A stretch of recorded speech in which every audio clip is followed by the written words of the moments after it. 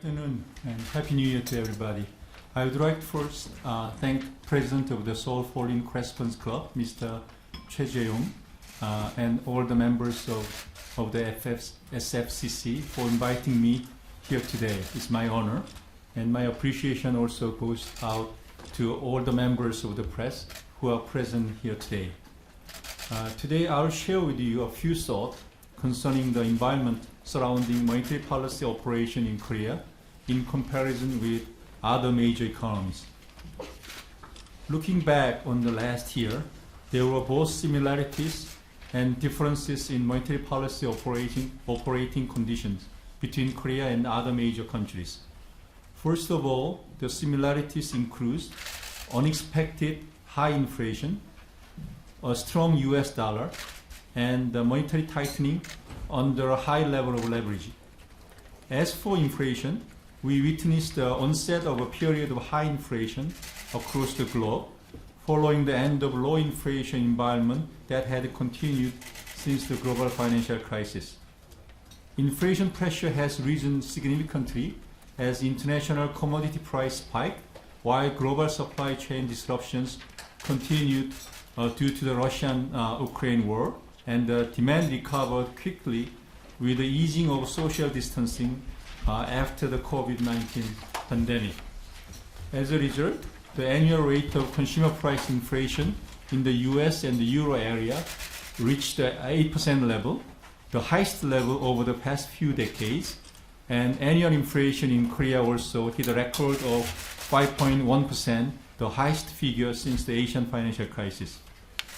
As the US Federal Reserve rapidly raised its policy rate in response to this high inflation, the US dollar strengthened significantly against other currencies. From January to October last year, major currencies including Korean won depreciated greatly against the dollar, as the US dollar index rose by 16.6%, although the US dollar weakened after October. In particular, for energy importers like Korea, high oil prices and surging exchange rate added to inflation pressure. Normally in the past, the dollar value and oil price shows an inverse relationship, but this time the two variables moved in the same direction, which weigh on the Korean economy quite significantly. Lastly, in the low interest environment over the past 10 years, the level of leverages across the world has increased greatly, although the type and the structure of the debt differs by country, and coupled with global monetary policy tightening, vulnerabilities on the financial stability front has increased. As a result, many emerging countries are now applying for the IMF's financial support programs, and housing prices in major countries have adjusted by more than 10% after a huge spike under the low interest rate environment. Even within these commonalities, Korea had its distinct characteristics too. First of all, high inflation was a common phenomenon worldwide, but the leading factors behind it differed by country. In the Euro area, inflation was influenced more by supply-side factors, which were triggered by the surge in energy prices after the outbreak of the Russian-Ukraine war.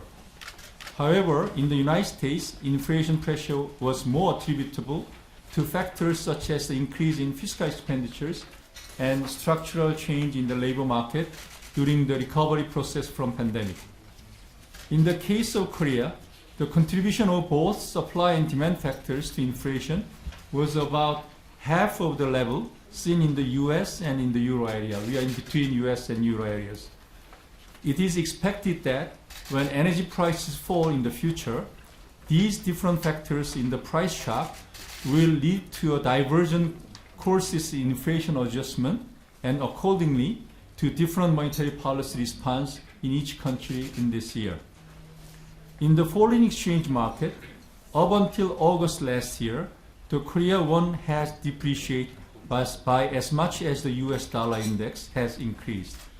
However, from mid-August to late October, the Korean won depreciated at a faster rate than the pace of the strengthening of the US dollar, as that was mainly due to the slowdown in China and an accelerated depreciation of the Japanese yen. During this period, the Korean authorities identified herd behavior in our foreign exchange market and had to intervene in the market to decelerate the pace of the depreciation.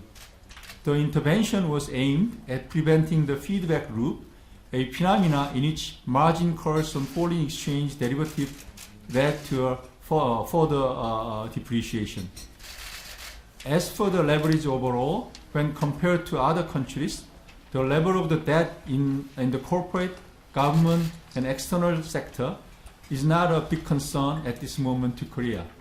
However, that is not the case for household debt. Korea's household debt levels stand at 105% of GDP, among the highest in the world, and it has grown quite significantly in the low interest environment the last decade, as well as during the pandemic. In the near term, Korea's household debt is unlikely to cause instability in our financial system. But banks in Korea are well capitalized, and the significant portion of the household debt is collateralized by real estate with strict DTI and LTV regulations, and the quality of those assets are quite high. However, nonetheless, the structure of our household debt make monetary policy decisions very complicated. The proportion of short-term debt and floating rate loan is relatively higher in Korea.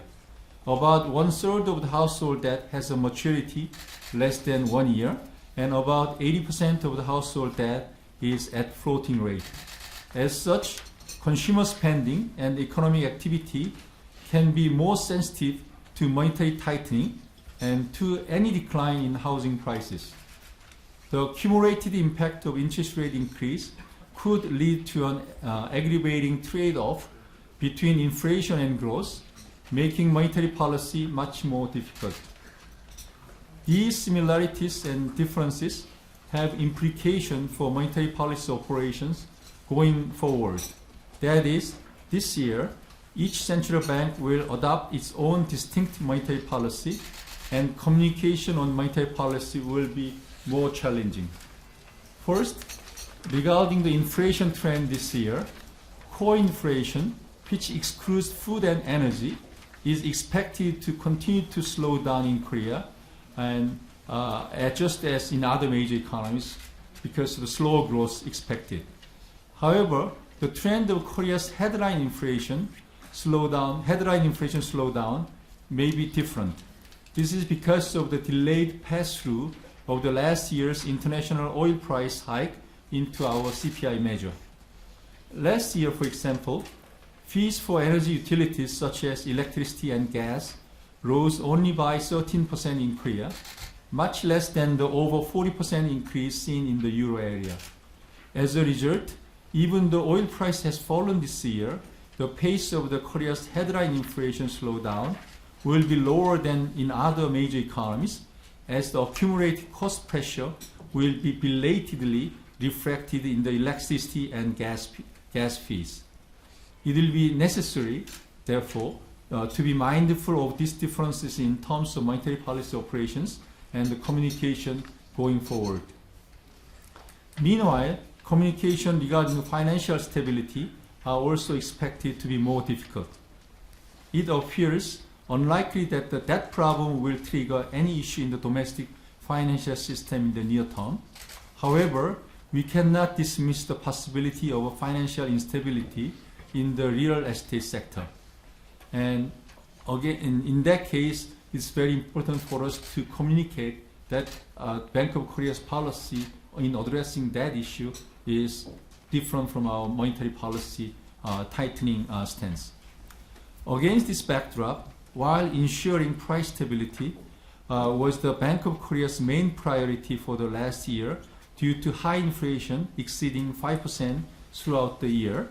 But for this year, the Bank of Korea, while maintaining its focus on the price stability, will have to pay additional attention to its possible trade-offs against steady growth and financial stability. Bank of Korea will continue to conduct its monetary policy in a refined manner while comprehensively taking into account these policy conditions and strive to enhance transparency in its communication with the market. Thank you for listening, and I'm happy to have a Q&A session. Thank you. The financial instability in the real estate sector will be dealt differently from the BOK as per the monetary tightening stance. If you can further expand on that, also the Bank of Korea last month on the 23rd noted that the country's financial stress index level was at the crisis level, and also cited as a major risk factor for this year the real estate market and the possibility of a hard landing.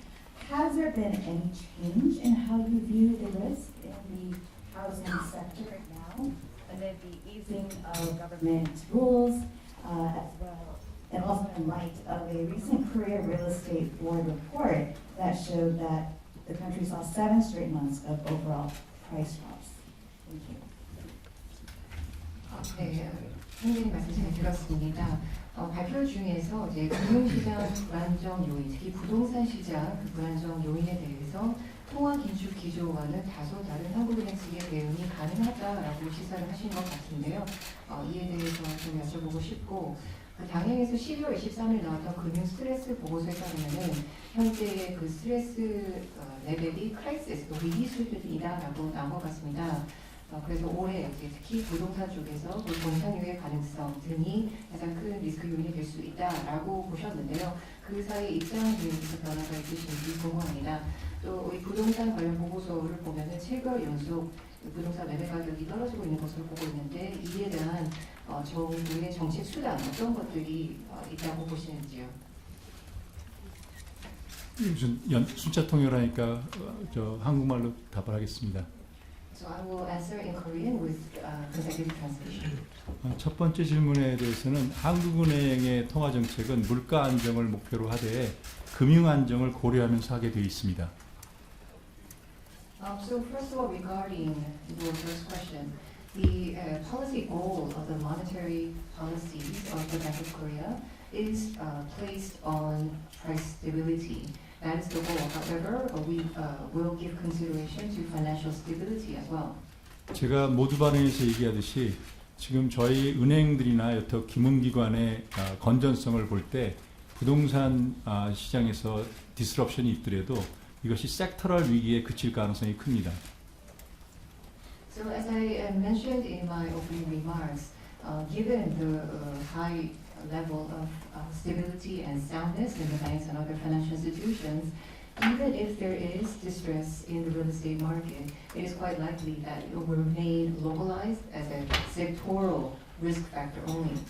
이런 섹터럴 샥이 왔을 경우에 그 섹터럴 샥이 경제 전반으로 퍼지지 않도록 유동성을 공급하다든지 아니면 정부와의 섹터럴 지원을 통해서 금융 안정을 도모하는 정책이 할 필요가 있을 수도 있습니다. So to prevent this type of sector-specific shock from spreading throughout all parts of the economy, it may be required to provide liquidity support or provide specific support to the sector in trouble through targeted financial stability measures. 이런 섹터럴하고 타겟티드 메저를 한다는 것 자체가 머니터리 폴리시 전체를 타이트닝 폴리시로 가져간다는 거하고 서로 불일치가 되는 것이 아님을 강조하고 싶습니다.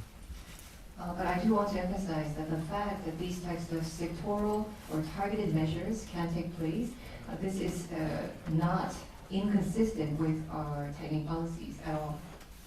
두 번째 질문에 대해서는 저희 금융안정 보고서에 그 스트레스 레벨을 지금 한 메저만 지금 언급하고 계신데 같은 리포트에 언급한 금융안정 지표 두 가지가 서로 다른 방향으로 움직이고 있습니다. And then you mentioned the stress level, which is just one of the indicators mentioned in our financial stability report. But in the same report, there are two other measures of financial stability that actually point to the other direction.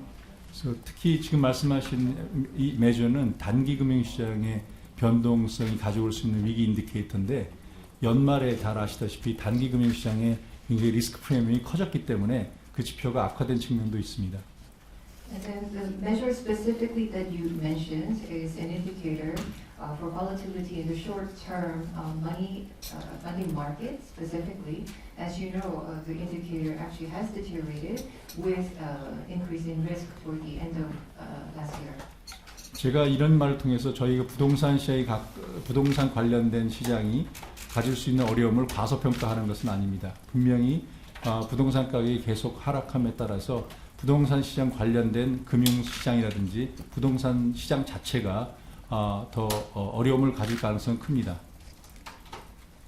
So in making these statements, I am not trying to understate possible challenges that may be faced in the real estate or other related markets.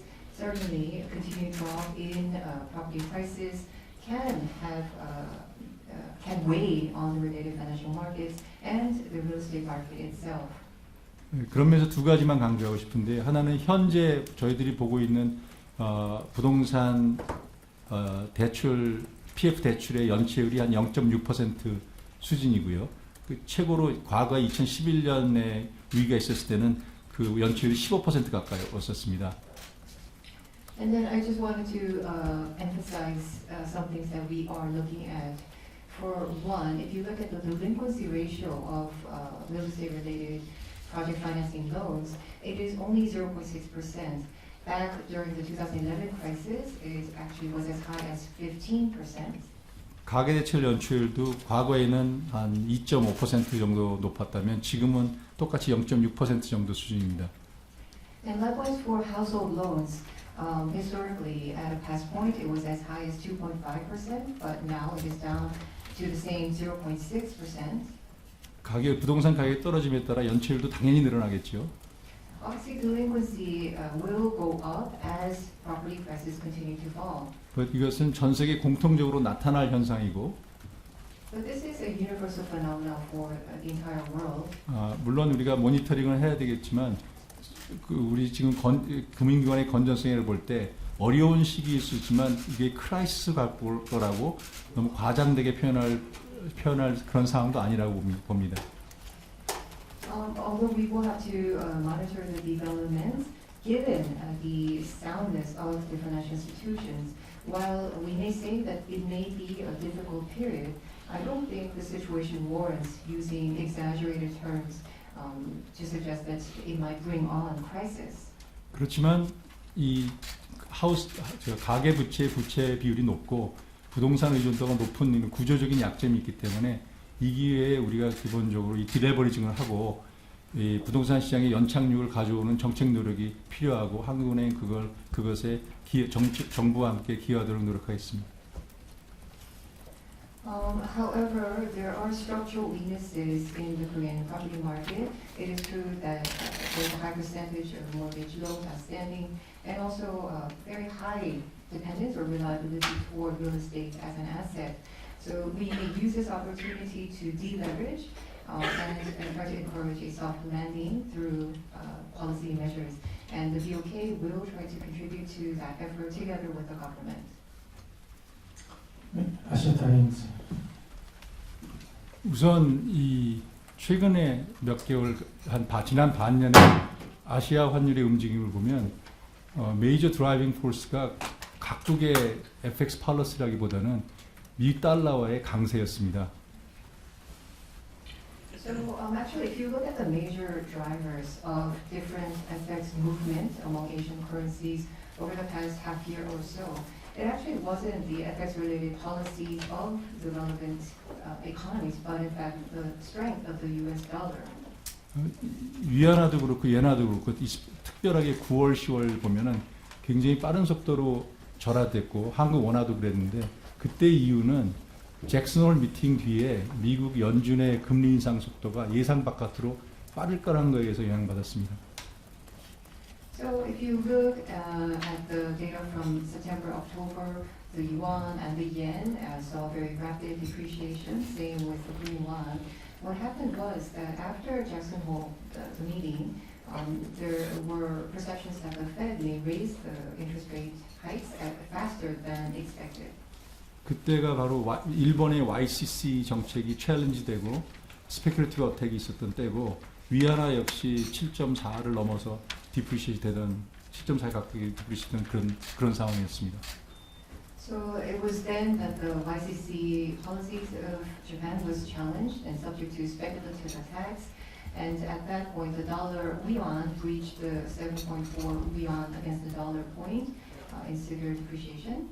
마찬가지로 10월, 11월 넘어서 최근에 위안화와 엔화가 다시 강화된 배경에는 미국 통화 당국이 머니터리 팔리시 타이팅의 페이스를 이제 조절하겠다라는 그런 어나운스먼트 이후에 한 방향으로 쏠린 달러의 스트렝스가 바뀌었기 때문이지 각국의 일본이나 중국의 FX 정책이 바뀌어서 있겠다라고 볼 수 없습니다. And so recently, after October and November, we've actually seen a change, and actually the won and yen have started to strengthen. And so likewise, the driver for this change was not the FX-related policies of Japan or China, but in fact an announcement by the Fed that it intended to moderate the pace of monetary tightening. So that was a big driver, the one-sided strengthening of the U.S. dollar.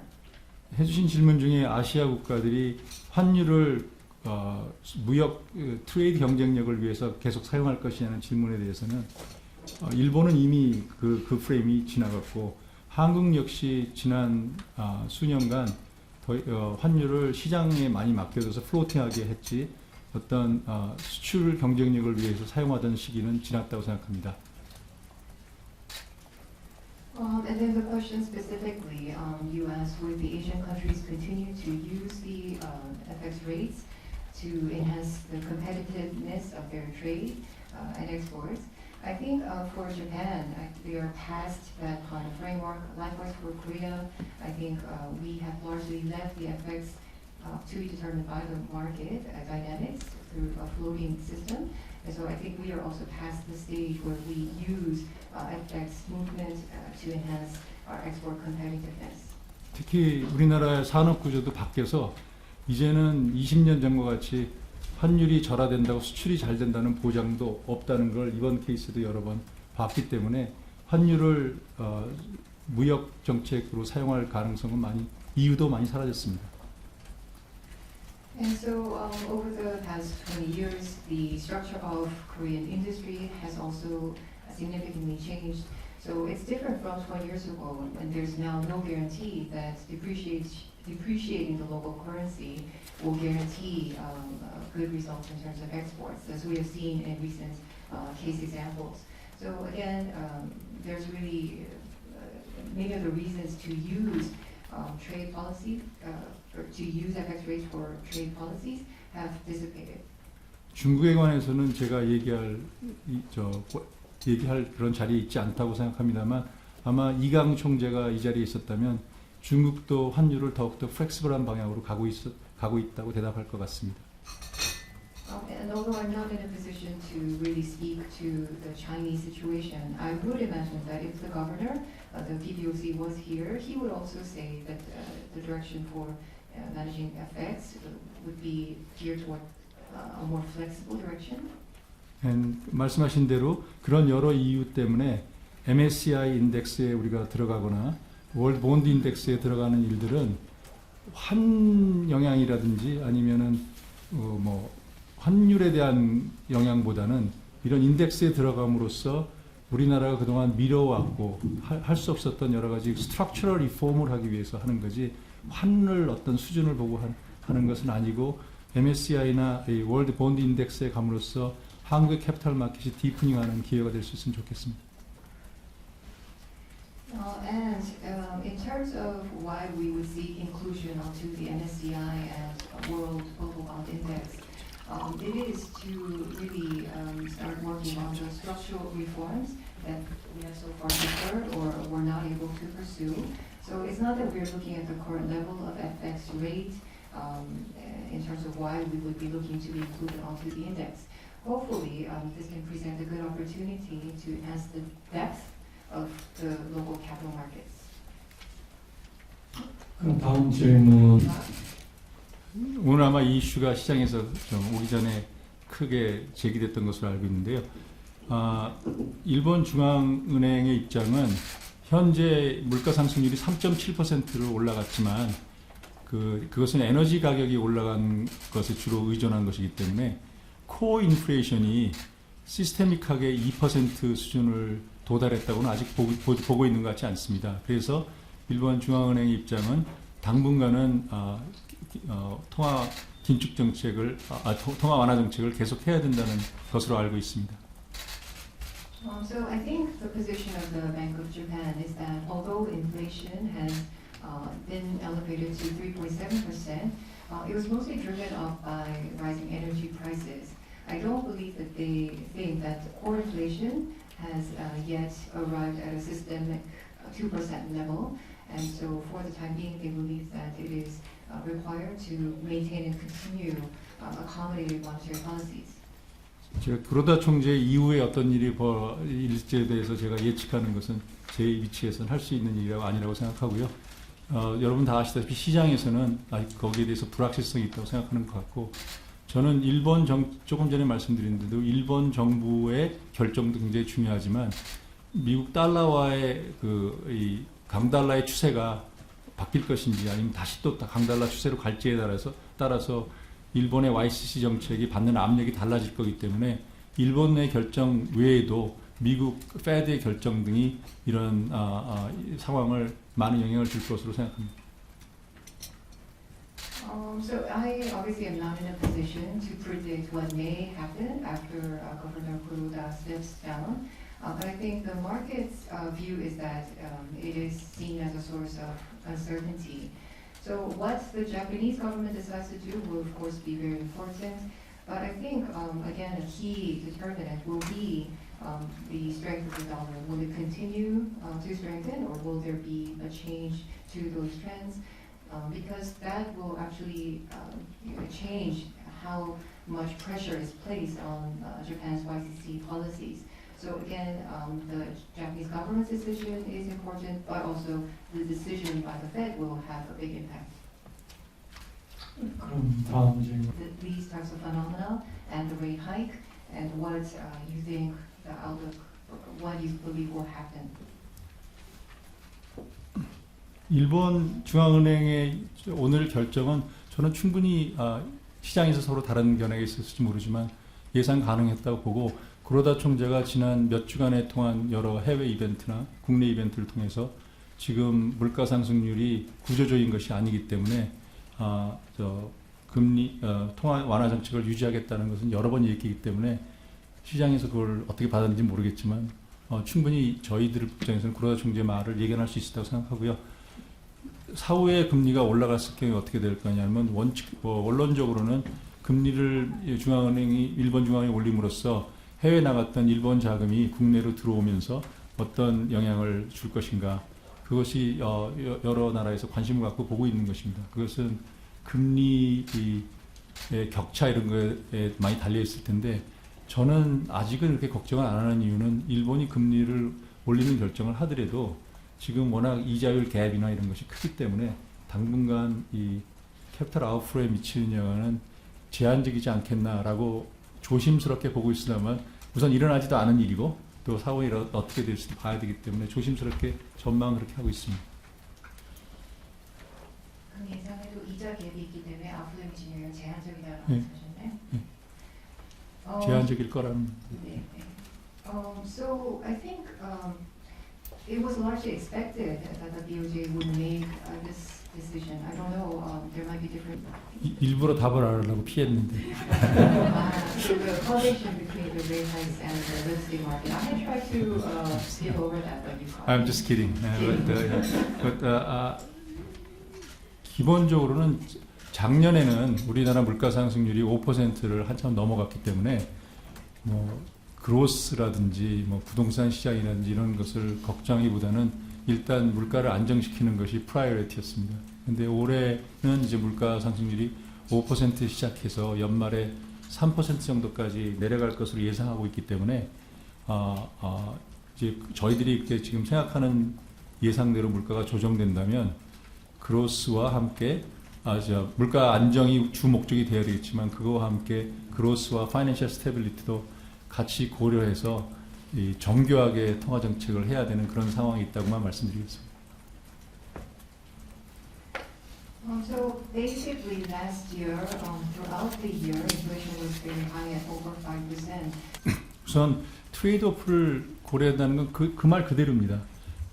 작년에는 5% 넘는 물가 상승률이 있었고 또 물가가 계속 악셀러레이트 했기 때문에 경기나 이 부동산 시장이 부정적인 영향을 주더라도 일단 금리를 올려서 총수익을 줄이는 거가 우선순위가 됐다면 지금은 이제 물가가 이미 금리가 높은 수준이 있으니까 이것이 물가에 어떤 영향을 주느냐. 우리가 생각하는 패스보다 물가가 안 떨어진다든지 더 올라간다 그러면 금리를 올릴 수도 있는 거고 또 반면에 우리가 생각하는 패스도 내려간다 그러면은 또 이 어떻게 조정을 할지는 성장과 금융 안정을 고민하면서 봐야 되기 때문에 데이터와 새로운 정보가 들어오는 걸 보고 거기에 맞춰서 정책을 하겠다. 그런 말씀 드린 거고요. 지금 저희가 이 기준금리를 올린 그까지 먼저 하시거든요. Yes, so I mentioned that we have to consider the trade-offs, and I meant that just in a literal sense.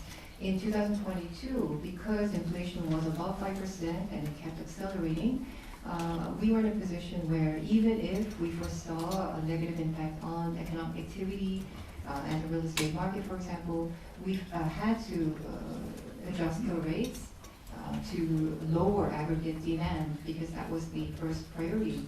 However, starting this year, interest rates start off at a high level, and so we're better in a position to assess what kind of impact it is having on inflation. So is inflation going down in line with our projected path? Or if not, if it's not moving down as much as projected, then we could potentially raise interest rates further. And so we would have to look at growth and financial stability and consider those factors as well as we look at the incoming data information to formulate our policies. 이번에 저희가 기준금리를 3.25에서 3.5로 올렸을 때 말씀하시는 시장금리 특히 2년, 3년 국채라든지 국채 가격이 국채 금리가 떨어진 것을 보고 이거는 뭐 잘못된 것이 아니냐 이런 견해들이 많이 있는 걸 봤는데 저는 예상했던 바라고 생각합니다. 왜냐하면 저희들이 어나운스먼트를 하기 이전에 마켓에서는 최저금리가 3.75가 될 수도 있다는 그런 기대가 반반 있었고 또 저희가 3.5가 됐기 3.5 앞으로 최저금리가 3.5에서 3.75 사이고 3.75 될 수 있다는 그런 견해가 있었는데 이번에 저희들이 오픈 시켜놨지만 금통위의 세부는 3.5로 생각하고 세부는 3.75로 생각한다고 명시를 했기 때문에 그거에 따라서 과거에 3.75가 될 거라고 믿었던 많은 분들이 당연히 예상을 조정했을 거고 그래서 그런 떨어지는 면이 있었을 거라고 생각하고요. 저는 그보다는 더 큰 이유는 지난 연말에 일어난 그 레고랜드 사태 이후에 우리나라 금융시장에 굉장히 리스크 어버스니스가 많이 증가해가지고 리스크 프리미엄이 급격히 많이 증가했습니다. 그래서 사실 금리를 올린 기준금리를 올린 이상으로 이 시장금리가 굉장히 많이 올라갔다가 그것이 안정되면서 또 이제 앞으로 금리에도 속도 조정이 있다는 걸 하면서 그 리스크 프리미엄이 떨어져서 물론 국채는 리스크 프리미엄하고 직접 관련 없지만 시장 전반에 리스크 프리미엄이 줄어지면서 시장 전체의 금리가 같이 떨어지는 과정에 국채 금리도 같이 떨어졌다고 보고요. 또 어떤 면에서는 지금 저희들이 생각하는 정도로 인플레이션이 떨어지고 경기가 그로스 레이트가 슬로우 다운 되면 단기 금리보다 중장기 금리는 떨어질 거로 예상하면 자연스럽게 금리가 내려가는 모습을 시장분이 볼 수도 있는데 그 아마 내려가는 폭은 당분간은 그렇게 제약적일 겁니다. 그러니까 좀 그렇기 때문에 저는 충분히 일어날 수 있는 일이라고 생각합니다. 인플레 그리고 성장이 떨어지면서 일단 기준금리 올라도 2, 3년 금리가 떨어질 수 있다. And then I was saying that 우선 전 세계적으로 달러 디맨드가 추세적으로 감소했냐는 저는 아직 그런 증거가 충분하지 않다고 생각합니다. 오히려 글로벌 파이낸셜 크라이시스 이후에 달러 의존도가 전 세계적으로 더 높아진 면도 있기 때문에 반드시 전 세계적으로 달러의 디맨드가 줄여졌다고 보기는 어렵고요. 그렇기 때문에 지금 저희들의 갖고 있는 외환보유고의 구성을 어떻게 할지는 이런 시장의 움직임에 따라서 결정할 것이고 무역 의존도에 미치는 영향은 저는 이런 달러 디펜던스보다는 오히려 저희는 지금 국제적으로 일어나고 있는 political fragmentation이 조금 더 걱정스럽기 때문에 무역에 대한 집중, 또 어떤 저희들의 그런 여러 나라에 대한 diversification 이런 것이 더 중요한 대응책이라고 생각합니다. I don't think 항상 이런 질문 받을 때 걱정스러운 거 세 개만 얘기하자면 그것만 너무 강조돼가지고요. 시장이 전부 불안한 쪽으로만 가고 돼서 만일 양해해 주시면 걱정스러운 거 세 개하고 희망적인 거 세 개를 얘기합니다. so. Anytime I answer these types of questions, what are my biggest three concerns? I think it ends up, there's too much of a focus on just the source of instability. So if you don't mind, I'd like to highlight three concerns and then three bright spots as well. 모두 다 단기적인 겁니다. 장기적인 걸 빼고 단기적인 겁니다. 저는 우선 희망을 위해서 브라이트 스팟을 먼저 얘기하면은 첫 번째 유가가 작년에 비해서 굉장히 많이 안정됐다. 저희들의 정책의 운신의 폭을 굉장히 넓혀주고 있고요. 두 번째는 유럽의 날씨가 따뜻해서 유럽이 하드랜딩할 가능성이 많이 줄었고 미국도 최근에 웨이지나 CPI 움직임을 볼 때 물론 하드랜딩에 많은 논쟁이 있지만 그 가능성이 좀 줄어들어가는 모습을 보여서 우리 메이저 트레이드 파트너들이 어렵겠지만 상대적으로 지금 지난 11월 보는 것보다 좋아졌다는 거. 그리고 마지막으로 중국의 코비드가 단기적으로 완화되면서 급격하게 퍼져서 중국 경제가 더 나빠질 걸로 예상했는데 지금 현재 코비드 진행 상황을 보면 한두 달 지나면서부터는 중국 경제가 정상적으로 되고 중국의 경제 성장률이 더 높아질 가능성 그런 것들이 높아져서 그것이 11월에 비해서 훨씬 분위기가 좋은 그런 상황입니다. So to inspire some hope, I will start with the bright spots first. First of all, I would say global oil prices have really stabilized significantly relative to last year, and this has the effect of giving us more room in terms of managing or running our policies. So policy room, excuse me. And then if you look at Europe, warmer than expected winter season also has helped, and now it appears that the likelihood of hard landing is lower than previously expected. Also for the U.S., if you look at the latest wage and CPI numbers, although there's still an ongoing debate about the possibility of a hard landing, I would say the likelihood is still being reduced versus our previous view in November. So again, for these major trade partners, although the situation may still be challenged, still it's looking up better than projected earlier in November. Another bright spot is China with the COVID situation. We had expected that the spread of COVID would likely lead to an abrupt negative impact on the Chinese economy. But unlike our expectations, it does look like in the next couple of months, the Chinese economy may be set to normalize, and in that case, its economic growth rate may also improve. So again, the overall atmosphere there is much improved versus what we were looking at in November. 걱정스러운 거는 이제 가상적인 거지만 중국 경제 회복이 생각보다 빨랐을 경우에 이것이 유가를 다시 상승시킬 우려가 있냐 그것이 하나 걱정이고 그와 관련해서 항상 전쟁은 예측하기 어렵기 때문에 우크라이나 러시아 전쟁이 더 나빠져서 유가를 다시 상승시키면 참 곤란하지 않겠나 그런 생각을 하고요. 두 번째는 지오폴리티컬 프래그멘테이션이 더 악화돼서 어떤 면에서 우리처럼 무역에 의존하는 나라가 중간에 장기적으로 다변화하기 전에 수출에 좀 문제가 생기지 않을까 지오폴리티컬 프래그멘테이션이 걱정이고 세 번째로는 물론 로컬 샥이고 우리가 잘 관리를 하겠지만 부동산 시장의 소프트 랜딩이 제대로 될 것인지 이런 것들을 들 수 있겠습니다.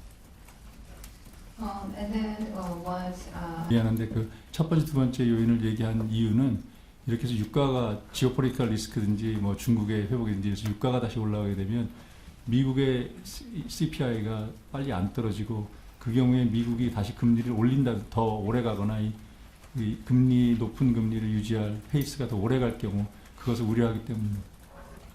And then I just wanted to mention